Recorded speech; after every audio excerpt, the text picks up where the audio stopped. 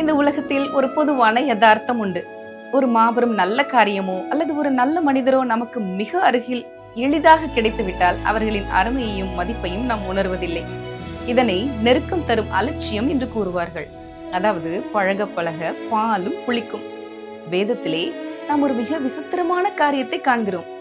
எல்லாவற்றையும் அறிந்தவராகிய நம்முடைய ஆண்டவர் இயேசு தம்முடைய வாழ்நாளில் 2 காரியங்களை கண்டு மட்டும்தான் ஆச்சரியப்பட்டார். அது என்ன என்பதை குறித்து இன்றைய நிகழ்ச்சியில் பார்ப்போமா?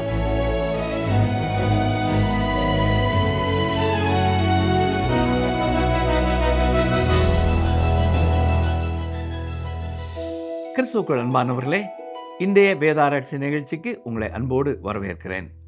புல்லின் மேல் பனி துளிகளை பார்ப்பது எத்தனை அழகானது இல்லையா? உபாகமம் 32:2 பனி துளிகள் புல்லின் மேல் இறங்குவது போல என் வசனம் இறங்கும் என சொல்லப்பட்டிருக்கிறது. இன்று நாம் தியானிக்கிற வசனங்கள் உங்கள் வாழ்க்கையையும் அழகானதாகவும் பயனுள்ளதாகவும் செழிப்பானதாகவும் மாற்றும் என்று விசுவாசிக்கிறோம். இந்த நிகழ்ச்சியிலே மார்க்கு 6ஆம் அதிகாரத்தை நாம் சிந்திக்க போகிறோம். இது மார்க்கு சுவிசேஷத்திலேயே 2வது மிக நீளமான அதிகாரமாகும். மார்க்கு அதிவேகத்தோடு விவரிக்கும் தன்னுடைய வழக்கமான நடைமுறையையே இதிலேயும் பின்பற்றுகிறார். என்றாலும் இந்த அதிகாரத்தின் முதல் 29 வசனங்களிலே அந்த அதிவேகமான செயல்பாடுகளிலே சற்று இடைவெளி காணப்படுகிறது. உங்களுக்கு வேத புத்தகம் இருக்கும் என்றால் உங்கள் வேதத்தை எடுத்து மார்க்கு 6வது அதிகாரத்தை திறந்து வைத்துக் கொள்ளுங்கள். மார்க்கு 6ஆம் அதிகாரம் முதல் 3 வசனங்களை வாசிக்கிறேன். அவர் அவ்விடம் விட்டு புறப்பட்டு தாம் வளர்ந்த ஊருக்கு வந்தார். அவருடைய சீஷரும் அவரோடே கூட வந்தார்கள்.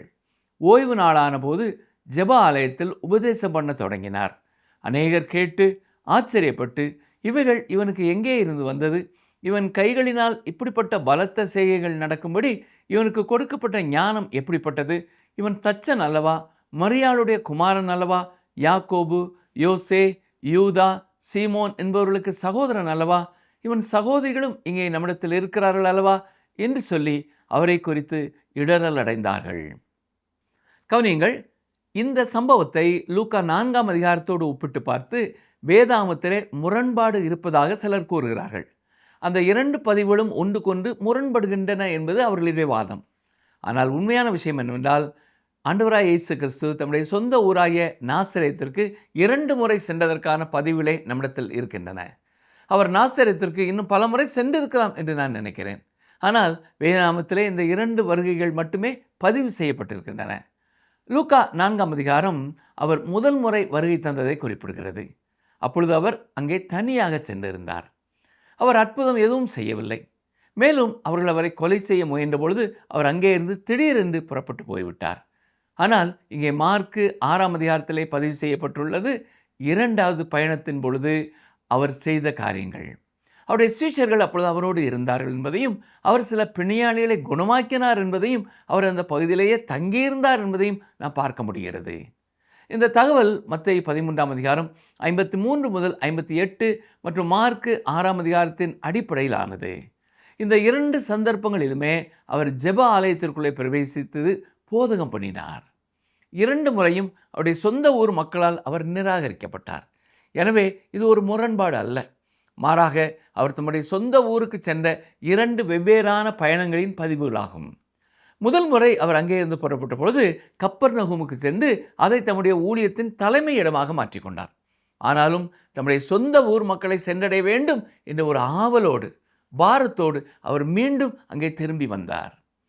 முதலாம் வசனத்திலே தாம் வளர்ந்த ஊர் என்று சொல்லப்பட்டிருப்பது அவருடைய பிதாக்களின் ஊரை குறிக்கிறது. இயேசு எங்கே இருந்தாலும் ஓய்வு நாளிலே ஜெப ஆலயத்திற்கு செல்வதை ஒரு வழக்கமாக வைத்திருந்தார். இந்த வழியிலே தேவனை ஆராதிக்க வேண்டியதன் அவசியத்தை அவர் உணர்ந்திருந்தார்.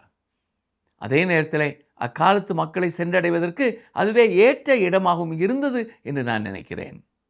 அவருடைய போதகம் அவரை பற்றி அறிந்தவர்களை ஆச்சரியப்பட வைத்தது. அவருடைய வார்த்தைகள், அவருடைய கிரியைகள், அவருடைய அற்புதங்கள் அனைத்தும் அவருடைய சொந்த ஊர் மக்களிடத்திலே ஒருவித திகைப்பை ஏற்படுத்தின. இதுவே அவர்களை கேள்விகளை எழுப்ப தூண்டியது. அவர்கள் தங்களையே பார்த்து கொண்டு தங்களை வைத்தே நாசரேத்தூரை மதிப்பிட்டார்கள். நாசரேத்தூர் அவர்களுக்கு பெரிய நன்மை ஒன்றும் செய்திருக்கவில்லை.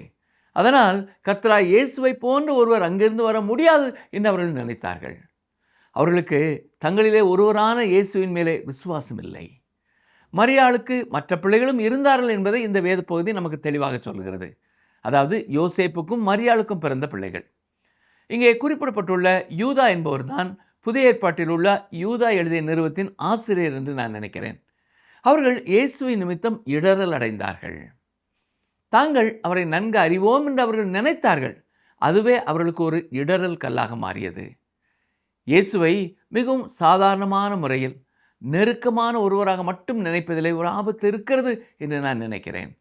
அவர் நாம் அப்படி சாதாரணமாக எண்ணக்கூடிய ஒருவர் அல்ல. அதுதான் அவருடைய பிரச்சனையாக இருந்தது. அவர்கள் அவரை அறிந்திருப்பதாக நினைத்தார்கள். ஆனால் உண்மையில் அவர்கள் அவரை அறியவில்லை. அவர்கள் அவரை அந்த ஊரிலே ஒரு சிறுவனாக வளர்ந்ததை மட்டுமே பார்த்திருந்தார்கள். பாருங்கள், மார்க் 6ஆம் அதிகாரம் 4ஆம் வசனம்.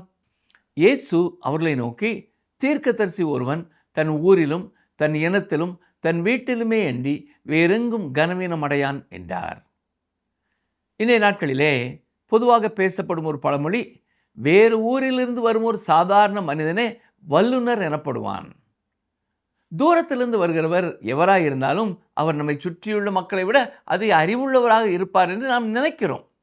சில சமயங்களிலே நம்மிலே பலர் நம்முடைய சொந்த ஊரில் சொந்த வீட்டிலே பயனுள்ளவர்களாக இருப்பதை விட வெளியூர்களிலே அதிக பயனுள்ளவர்களாக இருக்கிறோம். சரி, அடுத்ததாக மார்க் 6ஆம் அதிகாரம் 5, 6ஆம் வசனங்களை பாருங்கள்.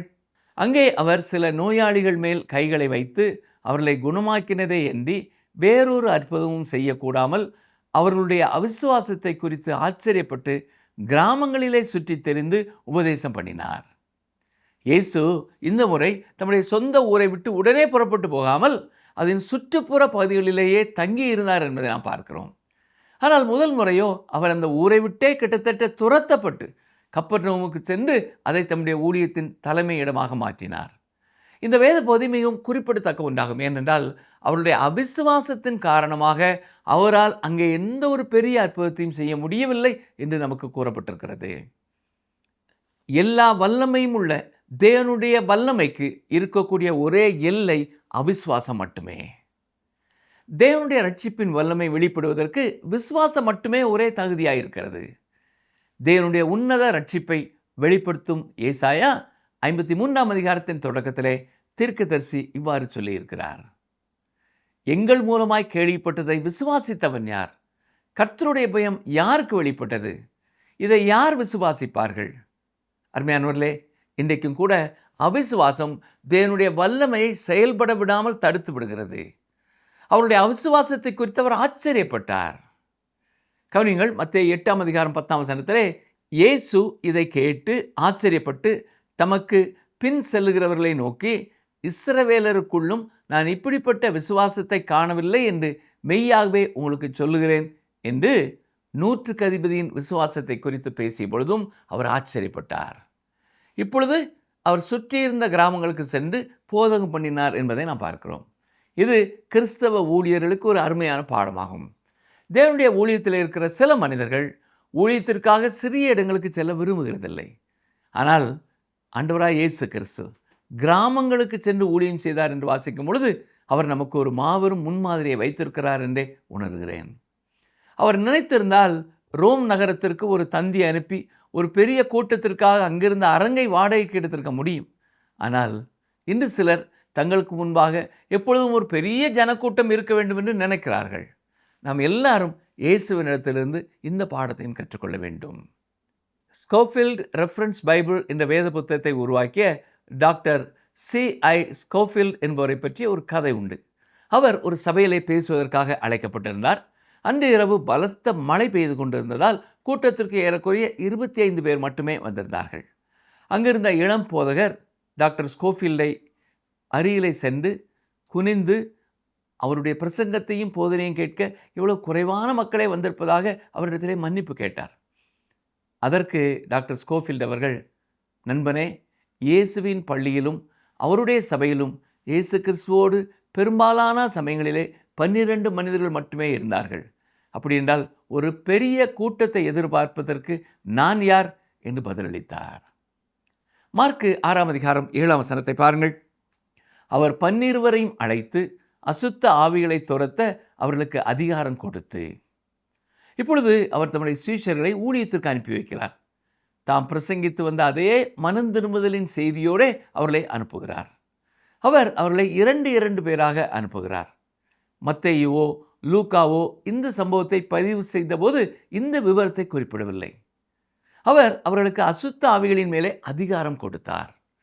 அவர்கள் பயன்படுத்தக்கூடிய அதிகாரங்களிலேயே இதுவே மிக உன்னதமான, மிக உயர்ந்த அதிகாரமாய் தோன்றுகிறது. பாருங்கள், மார்க் 6ஆம் அதிகாரம் 8, 9 வசனங்கள்.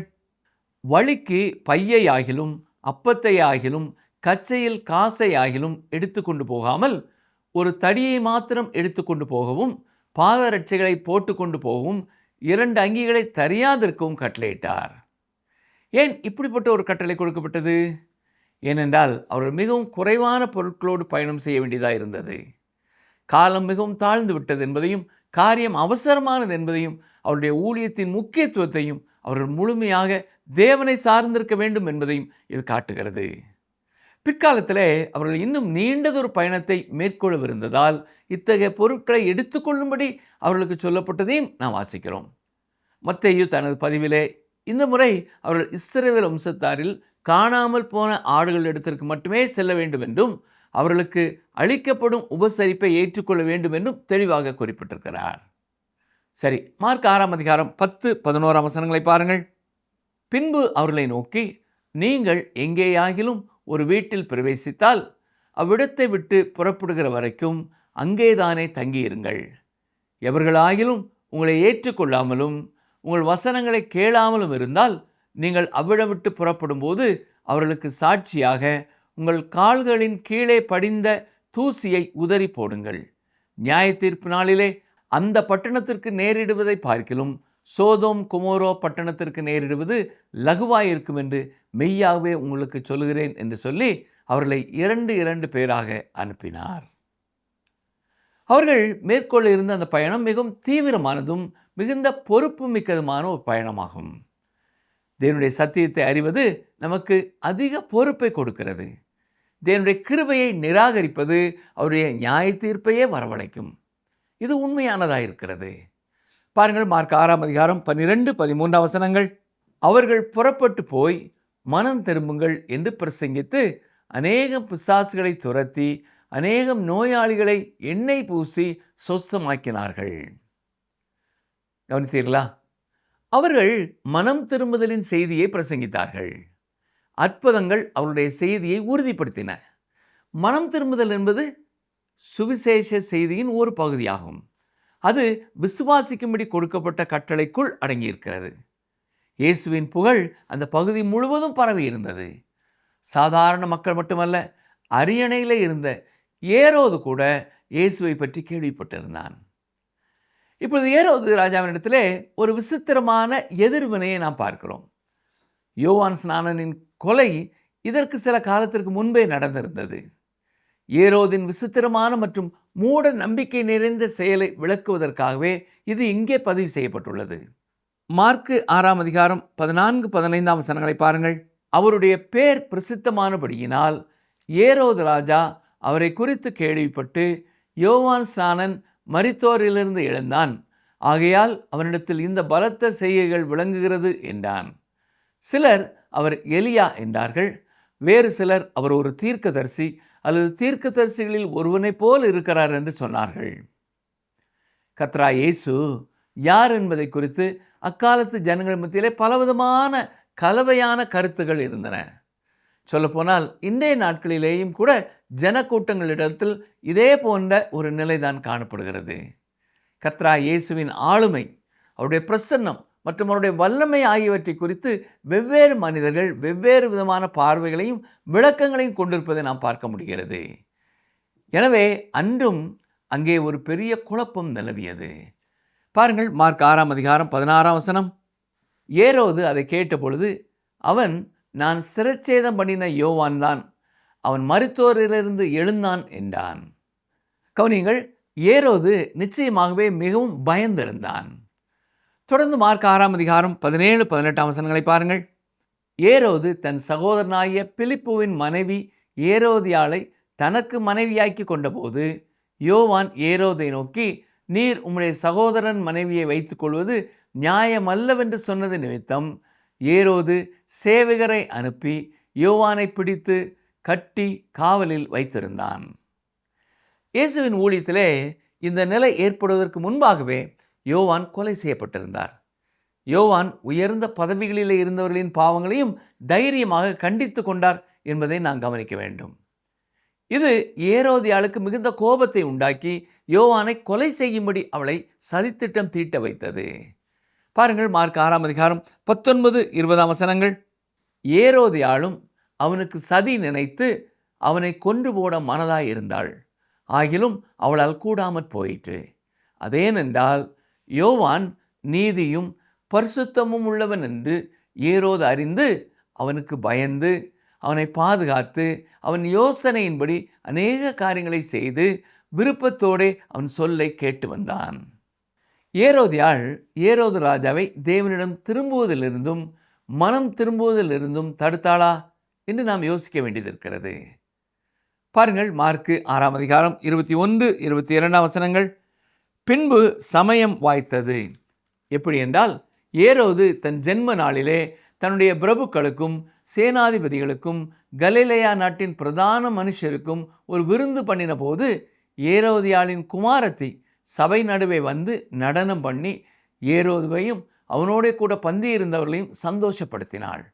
அப்பொழுது ராஜா சிறு பெண்ணை நோக்கி, உனக்கு வேண்டியதை என்னிடத்தில் கேள், அதை உனக்கு தருவேன் என்று சொன்னதும் அல்லாமல் ஏரோதியாள் தன் மகளை ஏரோதின் முன்பாக நடனம் ஆடும்படி கேட்டுக்கொண்டாள். ஏன் தெரியுமா?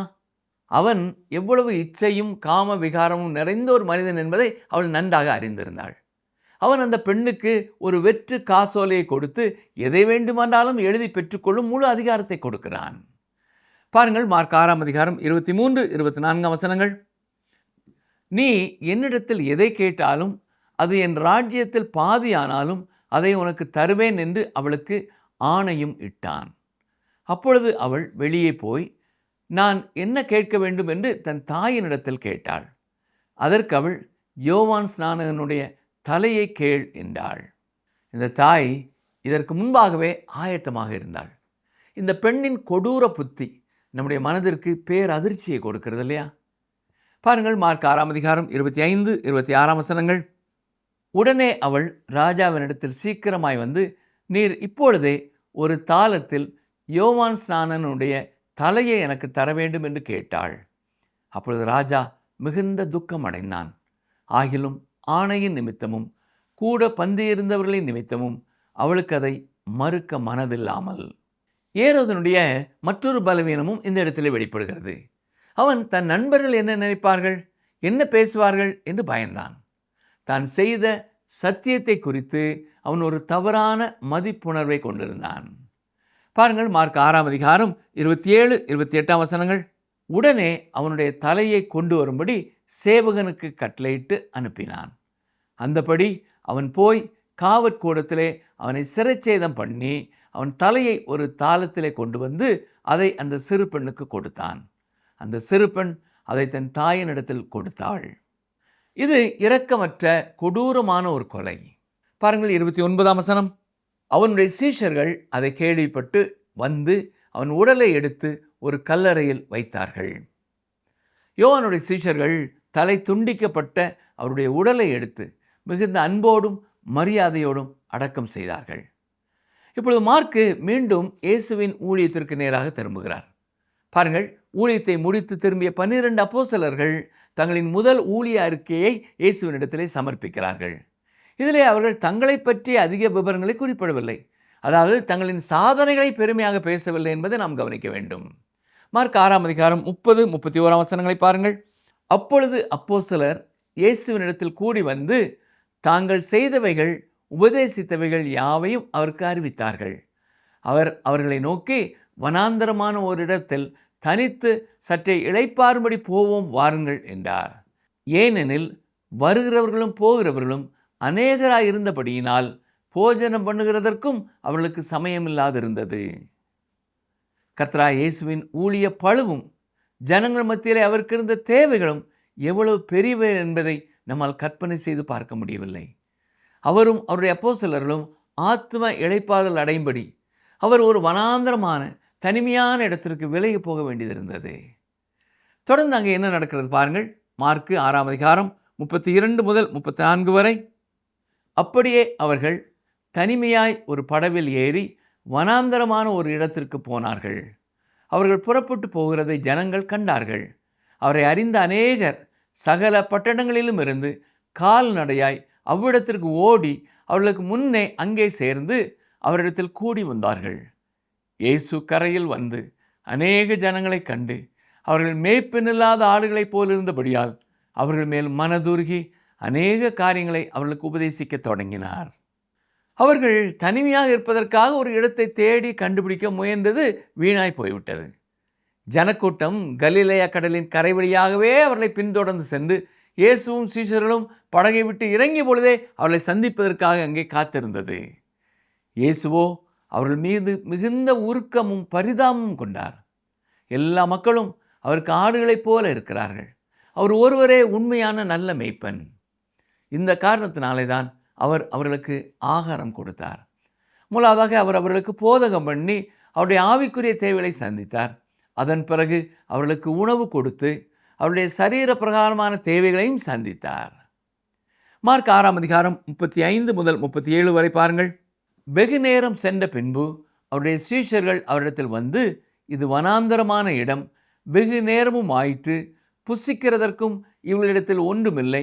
ஆகையால் இவர்கள் சுற்றி இருக்கிற கிராமங்களுக்கும் ஊர்களுக்கும் போய் தங்களுக்காக அப்பங்களை வாங்கி கொள்ளும்படி இவர்களை அனுப்பிவிட வேண்டும் என்றார்கள்.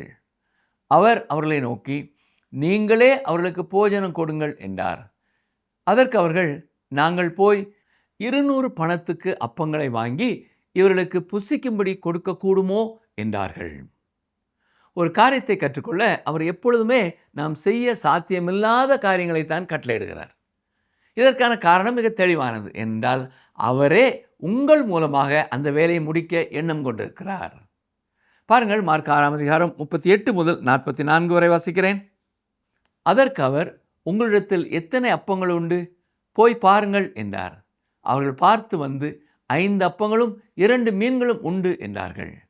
அப்பொழுது எல்லாரையும் பசும் புல்லின் மேல் பந்தி பந்தியாக உட்கார வைக்கும்படி அவர்களுக்கு கட்டளையிட்டார். அப்படியே வரிசை வரிசையாய் 100 பேராகவும் 50 பேராகவும் உட்கார்ந்தார்கள். அவர் அந்த 5 அப்பங்களையும் அந்த 2 மீன்களையும் எடுத்து வானத்தை அண்ணாந்து பார்த்து ஆசீர்வதித்து அப்பங்களை பிட்டு அவர்களுக்கு பரிமாறும்படி தம்முடைய சீஷர்களிடத்தில் கொடுத்தார். அப்படியே 2 மீன்களையும் எல்லாருக்கும் பங்கிட்டார். எல்லாரும் சாப்பிட்டு திருப்தி அடைந்தார்கள். மேலும் அப்பங்களிலும் மீன்களிலும் மீதியான துணிக்கைகளை 12 கூடை நிறைய எடுத்தார்கள். அப்பம் சாப்பிட்ட புருஷர் ஏறக்குறைய 5000 பேராய் இருந்தார்கள். ஆதியிலே மீன்களை உண்டாக்கி வயல்களிலே தானியங்களை பெருகும்படி செய்த அந்த சிருஷ்டிகர் இப்பொழுது தம்முடைய அதிகாரமுள்ள வார்த்தையினாலே அந்த ஜனக்கூட்டத்திற்கு உணவை உண்டாக்குகிறார். இந்த ஜனக்கூட்டத்தில் இருந்த அநேகர் தங்கள் வாழ்நாளிலே முதல் முறையாக வயிறார சாப்பிட்டது அந்த தடவையாகத்தான் இருந்திருக்கக்கூடும். மார்க் 6ஆம் அதிகாரம் 45ஆம் வசனத்தை பாருங்கள். அவர் ஜனங்களை அனுப்பி விடுகையில் தம்முடைய சீஷர்கள் படவில் ஏறி அக்கரையில் பெத்சாய்தாவுக்கு எதிராக தமக்கு முன்னே போகும்படி அவர்களை துரிதப்படுத்தினார். கவனியுங்கள், துரிதப்படுத்தினார் என்ற இந்த 2 வார்த்தைகளிலே ஒரு அவசரம் வெளிப்படுகிறது. இதற்கான காரணம் யோவான் 6:15 காணப்படுகிறது. ஜனங்கள் தம்மை பிடித்து பலவந்தமாய் ராஜாவாக்க நினைக்கிறார்கள் என்பதை இயேசு அறிந்தார். மார்க் 6ஆம் அதிகாரம் 46 முதல் 52 வரை பாருங்கள். அவர் ஜனங்களை அனுப்பிவிட்ட பின்பு ஜெபம் பண்ணும்படி ஒரு மலையின் மேல் ஏறினார். சாயங்காலமான போது படவு நடுக்கடலில் இருந்தது. அவரோ கரையிலே தனிமையாய் இருந்தார். அப்பொழுது காற்று அவர்களுக்கு எதிராக இருந்தபடியினால் அவர்கள் தண்டு வலிக்கிறதில் வருத்தப்படுகிறதை அவர் கண்டு, ராத்திரியில் 4ஆம் ஜாமத்தில் கடலின் மேல் நடந்து அவர்களிடத்தில் வந்து அவர்களை கடந்து போகிறவர் போல் காணப்பட்டார். அவர் கடலின் மேல் நடக்கிறதை அவர்கள் கண்டு ஆவேசம் என்று எண்ணி சத்தமிட்டு அலறினார்கள். அவர்கள் எல்லாரும் அவரை கண்டு கலக்கமடைந்தார்கள். உடனே அவர் அவர்களோட பேசி, திடன் கொள்ளுங்கள், நான் தான், பயப்படாதிருங்கள் என்று சொல்லி அவர்கள் இருந்த படவில் ஏறினார்.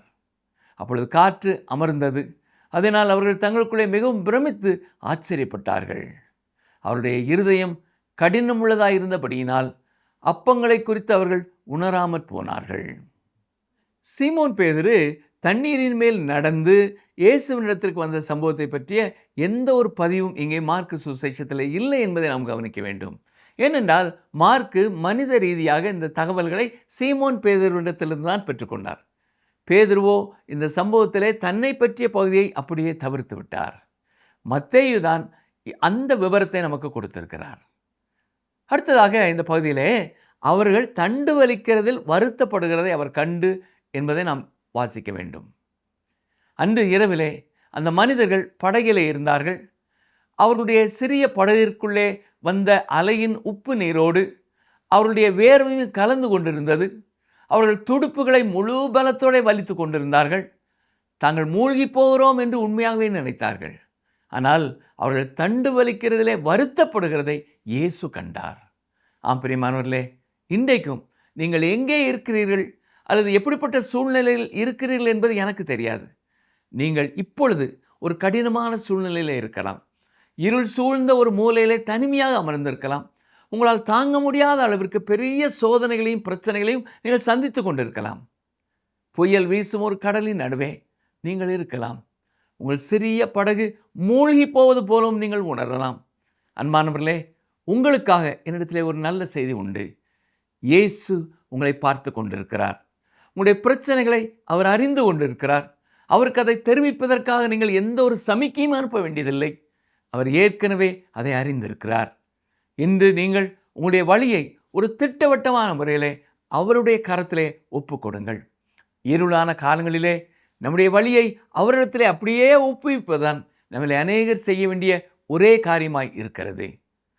அவர்கள் தண்டு வலிக்கிறதிலே வருத்தப்படுகிறதை அவர் கண்டு என்பதை மார்க்கு மாத்திரமே பதிவு செய்திருக்கிறார் என்பது குறிப்பிடத்தக்கது.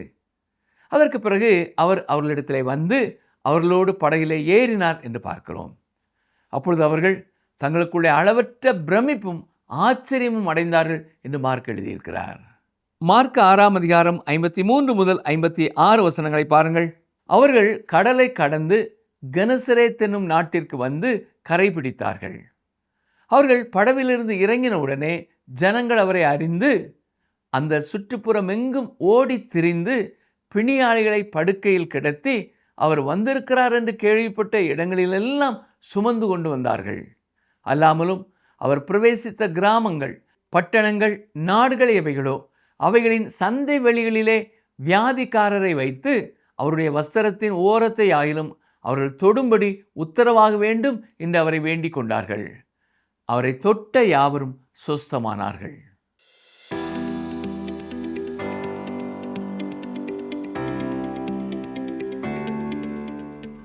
இயேசு தண்ணீரின் மேல் நடந்து வந்ததை இரவின் எந்த ஜாமத்தில் சீடர்கள் பார்த்தார்கள்?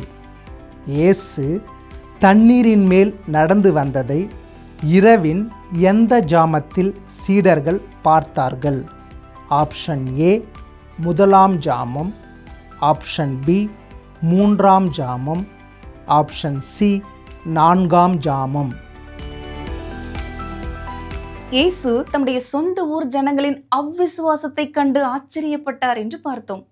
அன்று நாசரத் ஊர் ஜனங்கள் இயேசுவை நிராகரித்தார்கள். அவர்களுக்கு இயேசுவை தச்சன் என்று மட்டும்தான் தெரியும்.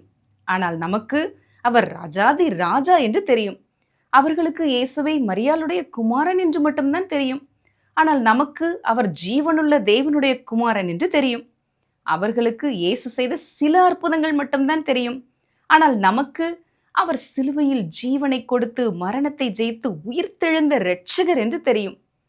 இவ்வளவு தெரிந்திருந்தும் இன்று நம்முடைய சூழ்நிலைகளை கண்டு நாம் சோர்ந்து போகும்போது நம்முடைய அவிசுவாசத்தை பார்த்து இயேசு இன்றும் ஆச்சரியப்பட்டு கொண்டிருக்கிறாரா? அன்பானவர்களே, இயேசுவை ஒரு குறுகிய வட்டத்திற்குள் சுருக்கி விடாதீர்கள். உங்கள் பசிக்கு முன்பாக அவர் 5 அப்பங்களை பெருக்குகிறவர்.